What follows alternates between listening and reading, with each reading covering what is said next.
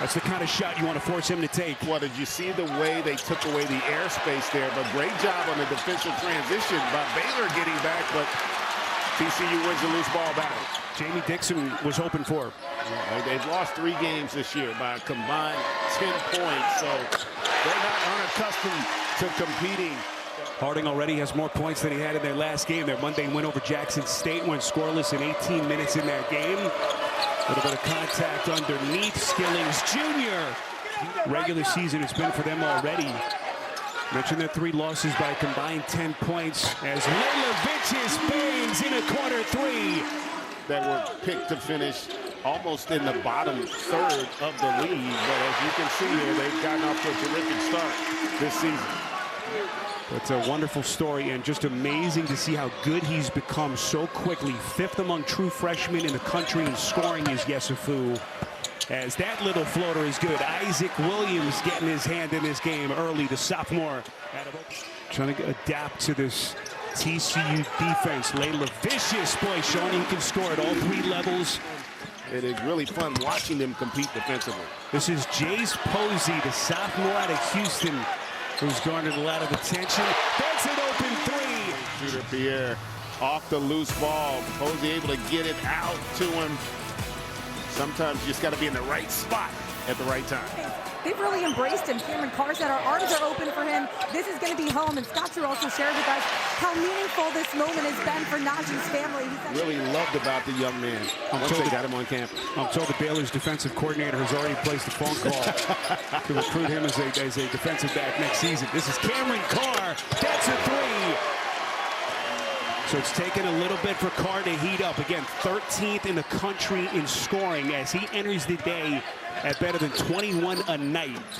Yeah, he's a terrific player. A lot of it is just getting comfortable, as you see there on a beautiful attack to get that.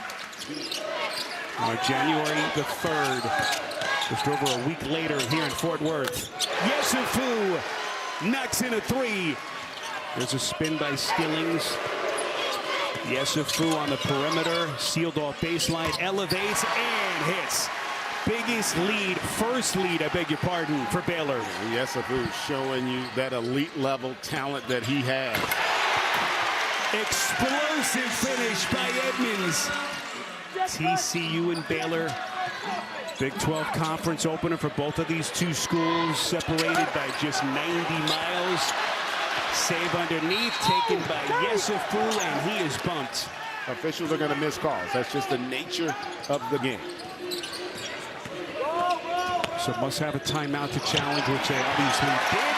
And boy, Harding, you can just see his playmaking ability. 4th in the Big 12 in assists per game, top 30 in the country as he sets up Edmonds brilliantly. Yeah, and he really gets his confidence from the playmaking and what he does defensively. And boy, I tell you what, this TCU team really feeds off of that.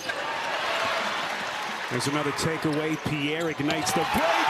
Posey the leaper. Which tells you TCU is dictating how this game is being played. And again, that interior defense. Here comes Carr, full head of steam, but again, every dribble contested.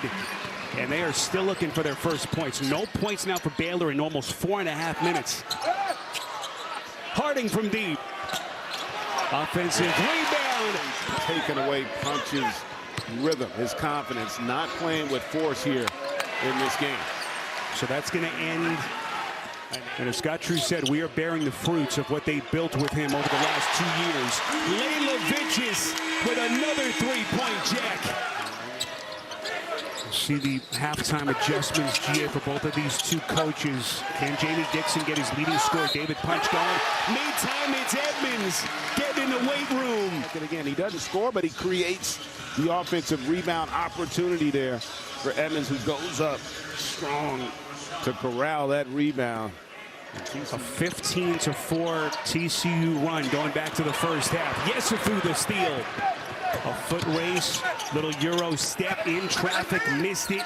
Yesufu gets it back, misses a little bunny again, and there's a stick back. A great job by Yesufu getting out in transition, but TCU with a terrific job of getting back for the contest, but they can't control that defensive backboard. 2 opportunities there. Yeah, we don't. It's not all about the recruiting class anymore. It's the transfer class, and that's going to be an integral part of how you develop rosters moving forward. A nice little leaner. That is David Punch. His first point for Liutauras Leilavicius, the junior from Lithuania, another Oregon State transfer. Here's Carr off balance. Yeah, he leads TCU in points, rebounds, and blocks. Just one of the 6 players in the country averaging at least 14.7 boards, 2 blocks per game. Jamie Dixon told me his feel for the game stands out. His decision-making and passing are often overlooked. And always hard-nosed, always defensive-oriented. How far can this TCU team go in the Big 12 as they begin their conference schedule? Big shot, Skillings. Tanner Toolson has come into the game for Jamie Dixon. He gave him some really good minutes off the bench in the first half. Also, Jace Posey reinserted.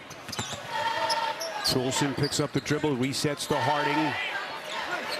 Their point guard playmaker, Iowa transfer, pulls from the elbow was Toolson. Loose ball, Robinson knifes in. Najee the steal. Najee just continues to find a way to have an impact here for Baylor. Well, they didn't even have enough time to get Najee's last name on the back of his jersey. That's how quickly it's been for him as he makes his Baylor debut. Here comes Robinson. They're going to get a goaltend. They've got to figure out a way to execute with the pass and not just the dribble. Is Carr able to come through there with a tough contested deuce? Reset Powell, reset Carr. 10 on the timer. Powell, beautiful backdoor cut. Ratai trying to test the Baylor team that, for stretches before the acquisition of Najee, playing only 7 deep.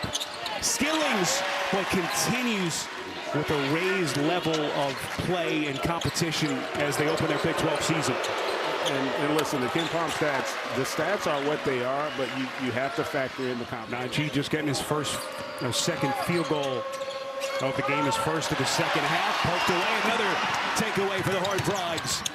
Boy, Harding turned back and then a putback. Micah Robinson. Scott Drew's going to find out a lot about his team here down the stretch. 4 and change remaining, 10-point game. Boy, beautiful shot. Harding goes glass. With the Frogs lead back to a dozen. 3-pointer won't go that time from Agben. Offensive rebound, Powell. Agben's going to pull again, and he knocks it in. And boy, when you consider how deadly the Big 12 conference is, Carr working hard. A chance at 3. On the attack, through the contact. Just wrestling down low, able to get his legs up under him, takes the hit, and able to finish through that contact. Punch. He's their leading scorer. Goes to work, extends, no whistle, and he goes glass. As they will win their first conference game. TCU, but they felt like they owed Baylor in this head-to-head rivalry. They get it at home, 69-63.